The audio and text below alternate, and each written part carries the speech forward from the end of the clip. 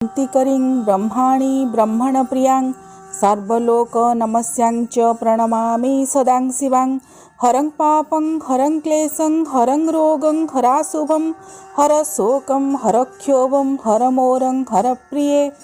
ସେହି ଦୁର୍ଗତି ନାଶିନୀ ସିଂହବାହିନୀ ମହିଷାମର୍ଦିନୀ ମା ଦେବୀ ଦୁର୍ଗାଙ୍କର ନବଦିନାତ୍ମକ ପୂଜା ନବରାତ୍ରିରେ 9ଟି ସ୍ୱରୂପର ପୂଜା ପରେ 9 ଦିନ ପରେ ମାଙ୍କର ବିସର୍ଜନ ବିଧି ଅନୁଷ୍ଠିତ ହୋଇଥାଏ, ଯାହା ଦୁର୍ଗା ବିସର୍ଜନ ବିଧି ଭାବରେ ସୁପରିଚିତ ଏବଂ ଏହି ଦିନ ମାଙ୍କର ପ୍ରତୀକ କଳସର ମଧ୍ୟ ବିସର୍ଜନ କରାଯାଏ।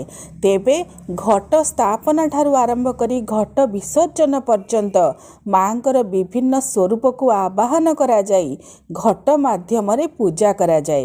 ସାଧାରଣତଃ ଶ୍ରବଣା ନକ୍ଷତ୍ରଯୁକ୍ତ ଦଶମୀ ତିଥି ବା ଦଶହରା ବା ବିଜୟା ଦଶମୀ ଦିନ ମାଙ୍କର କଳସକୁ